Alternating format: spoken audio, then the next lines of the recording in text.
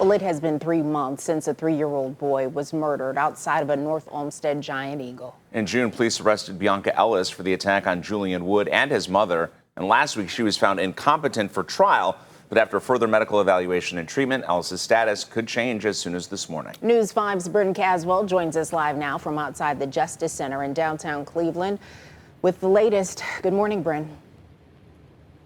Good morning. So you guys, we have all seen the videos of Ellis in the courtroom. At times she has laughed, she has looked into the camera smiling, and she has refused to answer questions. And while she was previously deemed incompetent to stand trial, this hearing happening later this morning is an opportunity for the judge to gather further evidence to see if Ellis has made any progress. Because under the Ohio Revised Code, her competency can be reinstated, which means she will then be fit to stand trial. Now take a look at this video that we've gathered over the past couple months of her inside of the courtroom displaying that behavior I just outlined for you.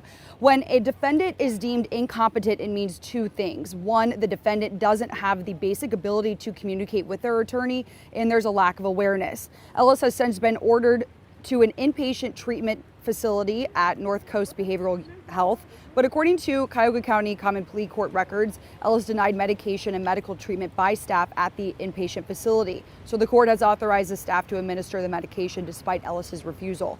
Cleveland State Law professor Jonathan Whitmer-Rich says this is a public safety matter and there will more than likely be multiple hearings. There are a lot of safeguards in place, in particular in a place where, in a case like this, that's a serious charge and where there is some evidence that the defendant really might pose a danger to others, to make sure that we're protecting public safety by, going through a set of procedures before we would determine that the defendant could, ever be released, if ever. There is a possibility that Ellis doesn't reach the competence level needed to go to trial within the needed period. In that situation, Ellis would remain at a psychiatric facility for safety measures. Under the Ohio Revised Code, the statutory time frame if Ellis could be competent for a future trial is 1 year. So Tiffany and Mike will be inside the courtroom this morning. We are told that all parties have been requested to be present at this hearing. We'll keep you updated as we have the latest details. Reporting live in Cleveland, Bryn Caswell, News 5. Of course, we'll do that on the News 5 app and news5cleveland.com. Bryn, thank you. A Canton police officer is off the job this morning after he was seen on video kicking a man who was being arrested. Police body camera video shows on August 24th, Canton police responded to a report of a large fight with guns. Investigators say a detective detained 5 people and called for backup. That's when police say Detective Brandon Mamarov shows up. As officers shout commands, Canton's public safety director says Mamarov kicked Jameer McElroy in the chest. The termination letter, inside of it, the public safety director called the detective's actions, quote, completely outside the realm of his training and the policies of the city of Canton. Meantime, McElroy's attorney is calling it a crime. That wasn't a defensive move. That was an offensive attack. Just imagine what would happen to someone who kicks an officer while they're on their knees. McElroy is charged with resisting arrest. His attorney says he plans to fight those allegations.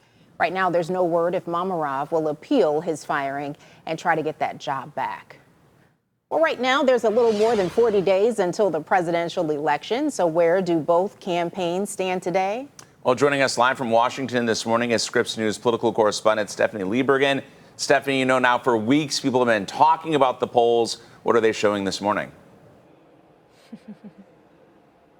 Hey, Mike and Tiffany, good morning. Well, we got a poll out yesterday from the New York Times and Siena College that took a look at a couple battleground states showing that former President Trump was actually making some gains there. So let's look at the numbers. Trump in that poll was up 5 points in Arizona. That's worth noting. That is outside the margin of error. He was up 4 points in Georgia and 2 points in North Carolina. Both of those were still within the margin of error.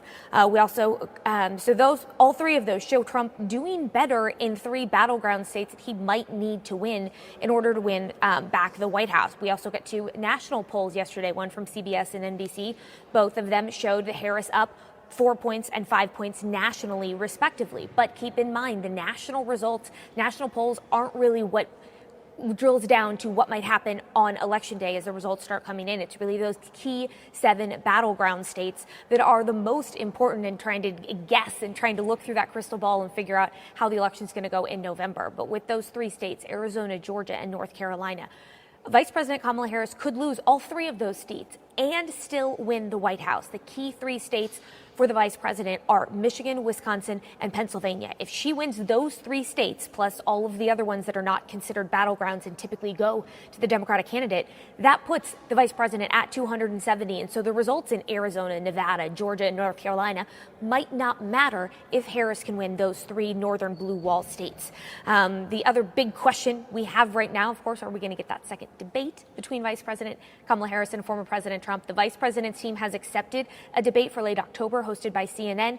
Unclear if the former president will change his mind and decide to take the debate stage again. Yeah, we'll definitely be watching for that, Stephanie. The FBI, though, I want to talk about this. The FBI released its annual crime data, and there's a lot to break down, especially when you look at these numbers. What are the trends that we're seeing across the country? So this is the annual report from the FBI that analyzes data from thousands of law enforcement agencies across the country. It comes out once a year around this time. So this year's data, let's look at a few of the overarching trends showing that violent crime is going down. It has the report has murder down 11.6%, rapes down 9.4%, aggravated assault down 2.8%, and then a slight drop in robberies down at 0.3%. All of those things trending in the right direction.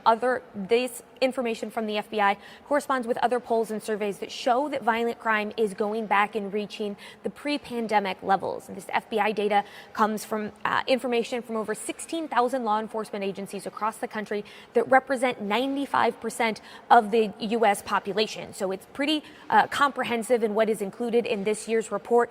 But if people don't feel safe at home, if they don't feel safe in their neighborhoods, there might be a disconnect between the numbers going down on paper and how people feel at home, and therefore how people vote. Perception is key. All right, Stephanie Lieberg in live from our nation's capital. Thank you. And you know what? Let's take a closer look into that data for Cleveland specifically. The city is starting to see improvements in violent crime stats. Homicides down nearly 40% this summer, and total violent crime down 13% over the summer months. It's something News 5 anchor Katie Houston talked about with Mayor Justin Bibb last week. Is that just part of a national trend, or is there something unique happening here, do you believe? I do think that the work we've done around deploying resources in a more comprehensive, data-driven approach has really allowed us to see a reduction in the numbers. The mayor says he believes investing in technology like their camera program and ShotSpotter have all helped contribute to lowering those numbers.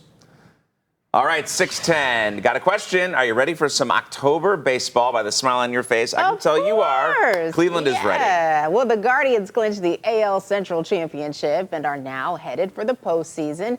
You can buy tickets today to watch them win it all, right? Tickets for playoff games go on sale this morning at 10 exclusively on the Guardians website. The Guardians can potentially host either a 3-game wildcard series or earn a bye directly to the division series. Today and tomorrow, they face off against the Reds at home. Coming up next on Good Morning Cleveland, is your immune system ready? We are about to enter flu season, and we have a doctor from the Cleveland Clinic joining us in studio to talk more about how you can keep yourself and your family safe. And we got to talk about thunderstorms, trying to keep each other safe as well. When this second round that develops west of us rolls in this afternoon, that's where we have our likelihood or the potential of some damaging thunderstorms. This morning, though, I'm tracking some steady, heavy rain. I'll get you out the door coming up in just a little bit. We'll track out both rounds after the break. Don't mind me. I'm just the flu. I'm quite harmless, really. And when people ask, but aren't you linked to dangerous flu complications like pneumonia, heart attack, and hospitalizations, I just say, but I'm just the flu. It's him. Who? I'm just the flu. Demand more from your flu shot. Sanofi higher dose flu vaccines are proven to provide better flu protection than standard dose flu shots in older adults. They've even been shown to better protect against flu-related complications. Don't get Fluzone high dose if you've had a severe allergic reaction to its components, including egg products, or after previous dose of flu vaccine. Don't get Flublok if you've had a severe allergic reaction to its components. Tell your healthcare professional if you've had severe muscle weakness after a flu shot. Fainting has occurred. People with weakened immune systems may have a lower vaccine response. All flu shots are not the same. Ask for a Sanofi higher dose flu vaccine. Talk to your pharmacist or doctor about Fluzone high dose or Flublok. right, so it's 6:14. As we approach the colder months, we are getting into flu season. According to the Centers for Disease Control and Prevention, flu activity often begins to increase in October. So joining me this morning to talk a little bit about flu season is Dr. Neha Vias with the Cleveland Clinic. Thank you so much for taking the time. We appreciate it. Thank you for having me. And so flu season, flu activity, who should be getting a flu shot? Pretty much everyone should be getting a flu shot, especially those who have certain medical conditions, those who are over the age of 65, are pregnant women, and children under the age of 5, most especially, are vulnerable and should be getting their flu shots. And it's important to note that for some people, getting the flu could be deadly. Yes, it can be. And also remember that we can spread the flu as well. So it's very important to get our flu shots, not only for ourselves, but for our loved ones around us. And so what's the difference between the flu and just a regular cold? The flu is generally a little longer acting, longer lasting, and can include muscle aches, body aches, and a dry cough, and can lead to pneumonia even. You know, there's a lot of concern, I think, from people, especially when you consider a flu shot, right? People are wondering, is this safe? Is this something for me? You often hear also people talking about, oh, I just got the flu shot and I got sick. Yes.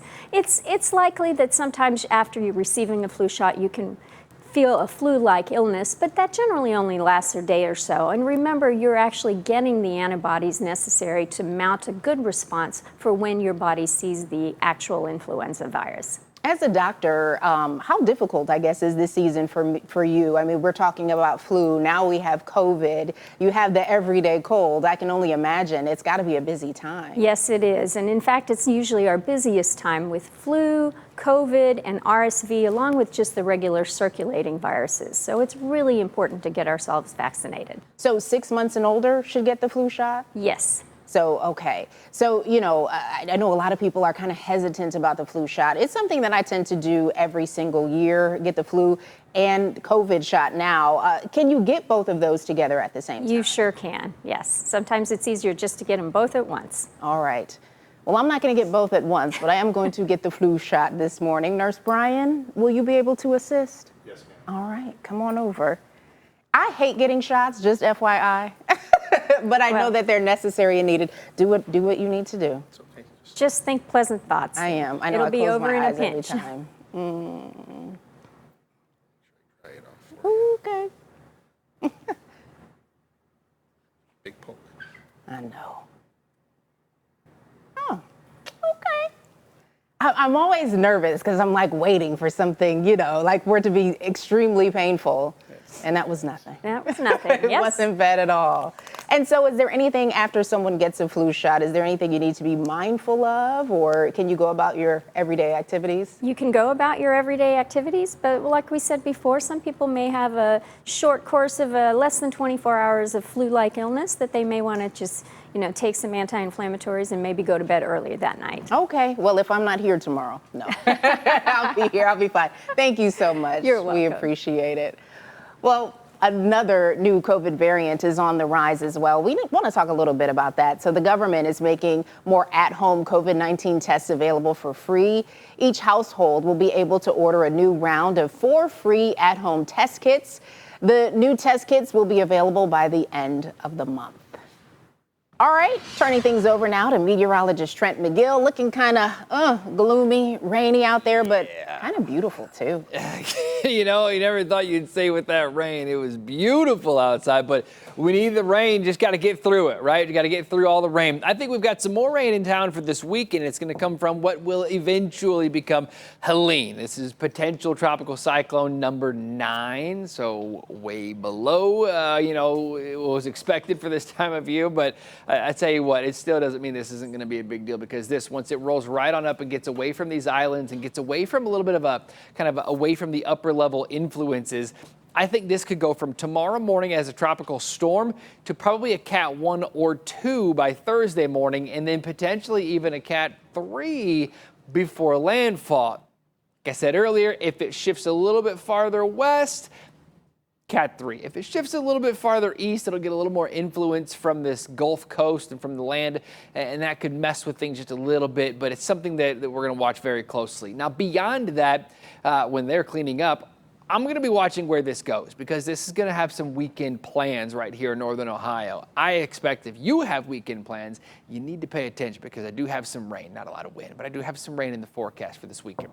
Clearly, rain out there right now. Looking along the lake shore, roads are getting wet. 69 degrees. We'll get back up into the low 70s today, and I think that's when we have our best potential for stronger thunderstorms. The stuff I'm looking at right now, it's just a leading edge right here, soaking everything down. There's not even a whole lot of lightning with it. There is back behind it, and that's what comes here later on today. In the meantime, it's just steady rain. There's some heavy rain, a couple rumbles near Akron. I think it's going to be a very slow morning drive. Once you get to about 9 o'clock, a lot of this